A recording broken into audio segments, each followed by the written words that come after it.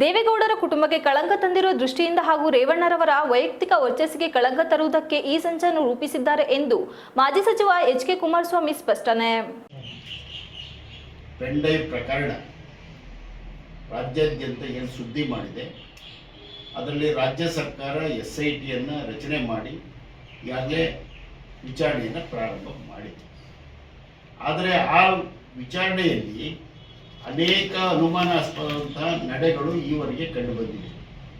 ಉದಾಹರಣೆಗೆ ಇದಕ್ಕೆ ಹೊಸ ತಿರುವು ಕೊಟ್ಟಂತ ಶಿವಕುಮಾರ್ ಇಂದು ಪತ್ರಿಕಾಗೋಷ್ಠಿಯಲ್ಲಿ ಮಾಜಿ ಸಚಿವ ಎಚ್.ಡಿ. ಕುಮಾರಸ್ವಾಮಿ ಮಾತನಾಡಿ, ಈಗಾಗಲೇ ಪೆಂಡ್ರೈವ್ ಪ್ರಕರಣ ರಾಜ್ಯಾದ್ಯಂತ ಭಾರಿ ಸುದ್ದಿ ಮಾಡಿದ್ದು, ಈ ಪ್ರಕರಣವು ರಾಜ್ಯ ಸರ್ಕಾರ SIT ತಂಡವನ್ನು ರಚನೆ ಮಾಡಿ ವಿಚಾರಣೆ ಮಾಡಲು ಪ್ರಾರಂಭ ಮಾಡಿದ್ದು, ಈ ವಿಷಯದ ವಿಚಾರಣೆಯಲ್ಲಿ ಅನೇಕ ಅನುಮಾನಾಸ್ಪದ ವಿಚಾರಗಳು ಈವರೆಗೂ ಕಂಡುಬಂದಿಲ್ಲ.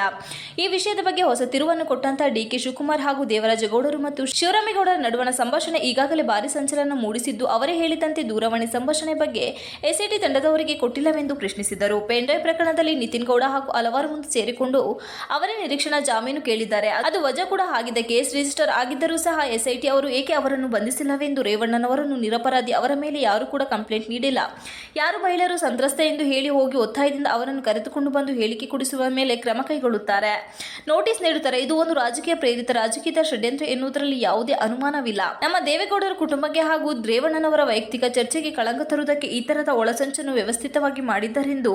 ಸಿಡಿ ಪ್ರಕರಣದಲ್ಲಿ ಯಾರೇ ತಪ್ಪು ಮಾಡಿರಲಿ ಮಾಡದೇ ಇರಲಿ, ಈ ಭಾರತ ದೇಶದ ಕಾನೂನಿಗೆ ಮತ್ತು ಈ ನೆಲದ ಕಾನೂನಿಗೆ ನಾವೆಲ್ಲರೂ ಸಹ ತಲೆ ಬಾಗಿಸಲೇಬೇಕಾಗುತ್ತದೆ ಮತ್ತು ತಪ್ಪು ಯಾರೇ ಮಾಡಿರಲಿ ಅವರಿಗೆ ಶಿಕ್ಷೆಯಾಗಲೇಬೇಕು. ಇನ್ನು ಪೆಂಡ್ರೈವ್ ಹಂಚಿಕೆ ಕೇಸ್ನಲ್ಲಿ 6 ಜನರ ಮೇಲೆ ಕೇಸ್ ಪ್ರಕರಣ ದಾಖಲಾಗಿದೆ.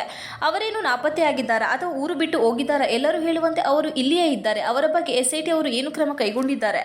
SIT ಅವರು ಇದಕ್ಕೆ ಸಾರ್ವಜನಿಕರು ಹಾಗೂ ಸರ್ಕಾರಕ್ಕೆ ಉತ್ತರ ಕೊಡಬೇಕು. SIT ಒಂದು ರಾಜ್ಯ ಸರ್ಕಾರದ ಒಂದು ಇಲಾಖೆ ಹಾಗೂ ತನಿಖಾ ಸಂಸ್ಥೆ. ನಾವು ಈ ಪ್ರಾರಂಭದಿಂದ ಹಿಡಿದು ಇಲ್ಲಿವರೆಗೂ ಏನೇನು ಮಾಡಿದ್ದಾರೆ, ಏನು ಆಗಿದೆ ಅದು ನಮಗೆ ಗೊತ್ತಿಲ್ಲ, ಅದು ಅವರಿಗೆ ಗೊತ್ತು. ಸರ್ಕಾರವೇ ತಂಡವನ್ನು ಮಾಡಿರುವುದು. ದಯಮಾಡಿ ಇದು ರಾಜ್ಯ ಸರ್ಕಾರದಿಂದ ಆಗಲು ಸಾಧ್ಯವಿಲ್ಲ, ಏಕೆಂದರೆ ಅಲ್ಲಿಯೂ ಕೂಡ ರಾಜಕೀಯವಿದೆ. ಹಾಗಾಗಿ CBIಗೆ ಒಪ್ಪಿಸಿ, ಅದು ಒಂದು ಕೇಂದ್ರ ಸರ್ಕಾರದ ಒಂದು ತನಿಖಾ ತಂಡ ನಿಷ್ಪಕ್ಷಪಾತವಾಗಿ ಮಾಡಲಿ. ಯಾರೇ ತಪ್ಪು ಮಾಡಿದರೂ ಅವರ ಮೇಲೆ ಕ್ರಮ ಕೈಗೊಳ್ಳಲೆಂದು ಪತ್ರಿಕೆಯೊಂದಕ್ಕೆ ತಿಳಿಸಿದರು. ಪತ್ರಿಕಾಗೋಷ್ಠಿಯಲ್ಲಿ JDS ಪಕ್ಷದ ಮಾಜಿ ಶಾಸಕ ಎಚ್.ಕೆ. ಕುಮಾರಸ್ವಾಮಿ, ತಾಲೂಕು JDS ಅಧ್ಯಕ್ಷ KS ಮಂಜೇಗೌಡ, JDS ಮುಖಂಡರಾದ ನಟರಾಜ್ ನಾಕಲಗೂಡು, ವಿಜಿಕಾಂತ್ ಇದ್ದರು.